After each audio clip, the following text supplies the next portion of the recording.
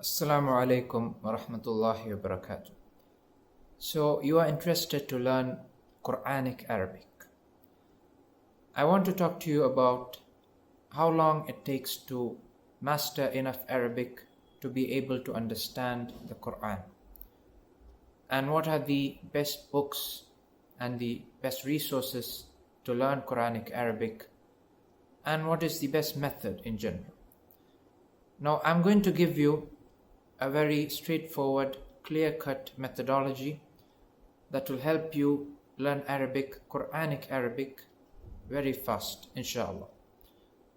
It consists of three clear steps, which I feel if you follow, you will get very fast results. This is based on my own experience of learning Arabic and based on what I've seen people go through when they learn Arabic.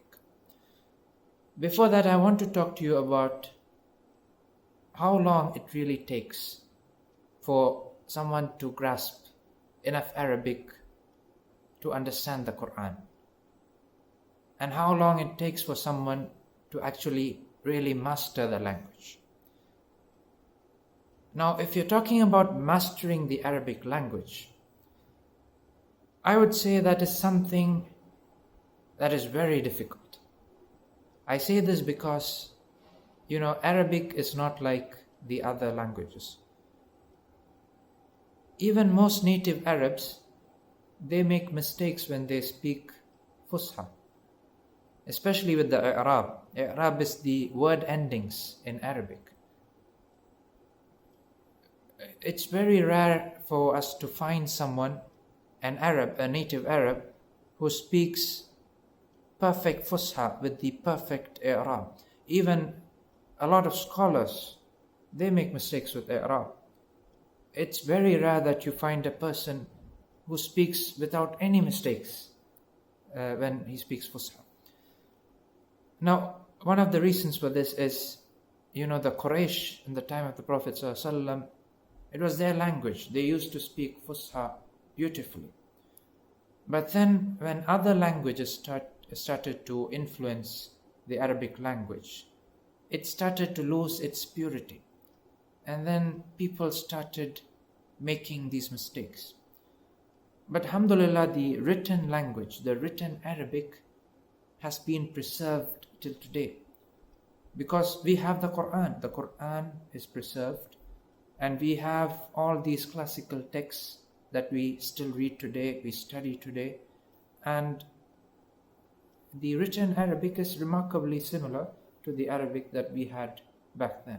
But when it comes to the spoken Arabic, we no longer have that purity in the Fusha that was spoken back then.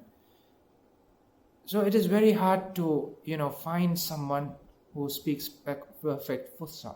Also, Arabic, it's a remarkably intricate language. A single word in Arabic, it has so many synonyms. The word lion has 300 synonyms in Arabic. Sword has 40 synonyms. And the crazy thing is, not all these words mean the same thing. Each word has a slight difference in the meaning. And to understand all these intricacies, it takes a long time. You need to learn the language in depth. And for this very reason, it is very difficult to master it to such a degree. Now, I'm not saying it is impossible. There are people who master Arabic, to an amazing degree. Even non-Arabs. You find them sometimes actually speaking Fusha, writing Fusha, understanding Fusha even better than Arabs. You find non-Arabs whose vocabulary is way better than a native Arab. But if you ask me about the time it takes, then I cannot give you an answer, because it is something, all I could say is it is something you will have to spend the rest of your life on, Arabic.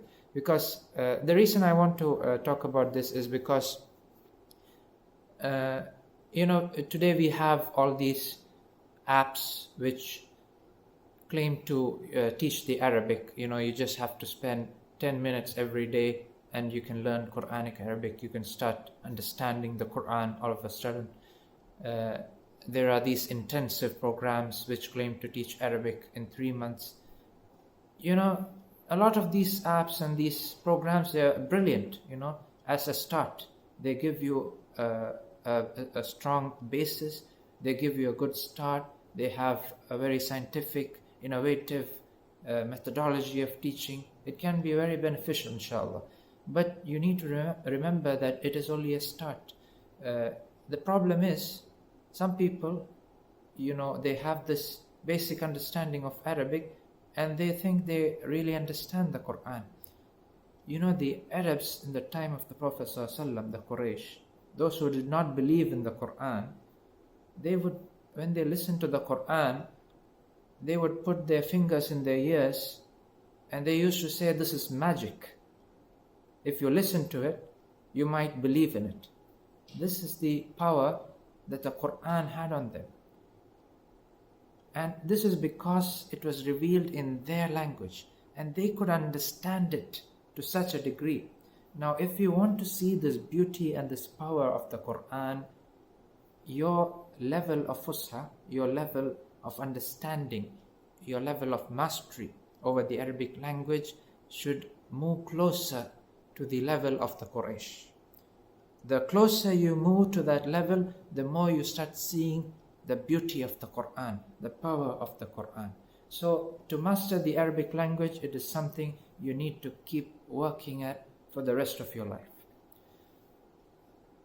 But if you're talking about learning enough Arabic to start understanding the Quran, to be able to read with the translation and understand the general meaning of a lot of the verses and just refer the translation for the words you don't understand, this is something that you can, inshallah, if you put your mind to it, this is something you can achieve very quickly.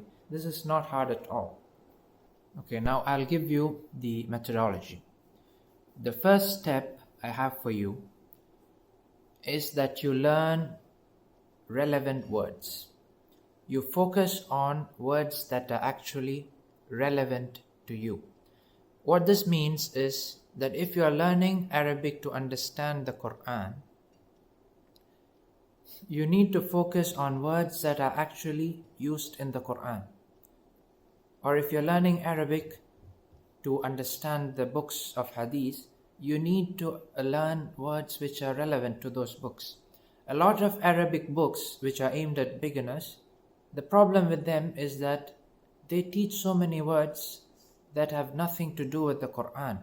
I mean, what is the meaning of learning words for seashells or the dentist or engineer when you're learning Arabic to understand the Quran? You can add that vocabulary later. If you learn Arabic and you can converse in Arabic, you're going to interact with people. You can listen to the news in Arabic and you're, inshallah, naturally going to add your vocabulary. You're going to learn all these words, inshallah. But if your priority is to understand the Quran, you need to start with words that are most important to you. And this will give you results very fast. What I recommend that you do for this is that you use a frequency list. Now, a frequency list is when you take the words of a language and you arrange them according to the frequency of usage. When you do this for the Quran, you take the words of the Quran and you arrange them according to the number of times they're used in the Quran. You see something incredible. The first 70 words in the Quran, the most frequent 70 words in the Quran, they make up 50% of the Quran. This means that if you learn these 70 words, you will know the meanings of 50% of the words in the Quran, which is amazing, subhanAllah. The next 25% is made up of 300 words. So if you think about this, if you learn 375 words, you will know the meanings of 75% of the words in the Quran. And the remaining 25%, they're a bit harder. They take more than 4,000 words. They're a bit rarer. But if you can start with these common words, if you learn a few hundred words, you will start understanding huge parts of the Quran. And the rest of the words, even if you don't know some of the words in an ayah, you will understand the meaning of the ayah from the context, because you know the other words in the ayah. And to learn these words, I recommend that you use apps like Anki or Memrise, which are apps which teach using flashcards. And they use a technique called spaced repetition, which basically means that they show these flashcards to you at specific intervals. It is a very interesting technique for memorization, and I think it works really well. You should definitely check that out. And by the way, all these resources I mentioned, you can find them on my website, fluentarabic.net. I have a blog post which explains this whole methodology, and I have a resources page which enlists all the resources that I mentioned in this video, inshallah. The second step that I have for you is that you should use a textbook. You need to learn grammar, you need to learn the sentence structure, you need to learn how to use these words. So you need to use a textbook. The best textbook that I recommend is called Al-Arabiyyatu Bayna Yadik. Now this textbook, it's completely in Arabic. It is designed to be taught by a teacher. It is not a teach yourself book. But I think in the long run, it is more beneficial for you to learn with a book like this, rather than following a book that explains everything in Arabic, in English. This is the book. This is a series of books. It is a series of 4 books, and this is the series of books I started out with when I started learning Arabic. And mashallah, they are so beneficial. To be honest, I didn't even get to the 4th book. By the time I reached the 3rd book, I was able to pass out of the university program and start my degree. Alhamdulillah. What is remarkable about these books is that they are not overly theoretical. Some books, they give you so much grammar, they give you so many rules, and it can become so dry sometimes. If it becomes too boring for the student, he or she starts forgetting these rules. If you're not using these rules, if you're not practicing them, you forget them anyway. So what is the use? The methodology this book follows is that it's very hands-on. It's very practical. It gives you a lot of exercises, and it teaches grammar through these exercises and through these passages. And I think it's very effective. And to learn these books, obviously you'll need a teacher in the beginning. If you can't, there are amazing video lectures on YouTube that explain the whole book. Just like you're in a classroom, you can find great lectures which teach the entire book. The final step that I have for you, this is a step that most people skip when they learn Quranic Arabic. And I think this is the one that makes all the difference. If you want to get results fast, if you want to improve your Arabic, if you want to, master Arabic in a very short period of time, what you need to do is you need to get a lot of practice. If you learn all these words and you learn how to use them, you learn the grammar, it doesn't actually make sense to your brain unless you say it. to a human being. You need to say it to someone. You need to hear these sentences, these words being spoken to you. That is when it really makes sense to your brain. And for this, you need to use the language. Now, sometimes people think you need to be in an Arab country to practice Arabic. But it doesn't really work that way. There are people living in Saudi Arabia, living in Dubai, Abu Dhabi. They've been living there for 20 years. They don't speak Arabic. It doesn't work that way. It's not so simple. You need to be in a specific environment, and you need to be dedicated to learn Arabic. You need to make an effort to practice the language. And the thing is, you don't have to be in an Arab country to have this environment. You just need to be creative. Now, one great resource that you can use are these language exchange sites, like italki, for example.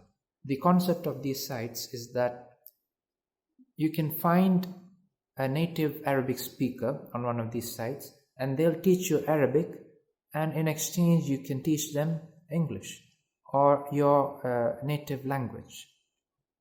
And there are some other sites where you can hire someone at very affordable rates to teach you Arabic. You just need to look for ways to practice Arabic. And also, it's very important that you listen to Arabic a lot.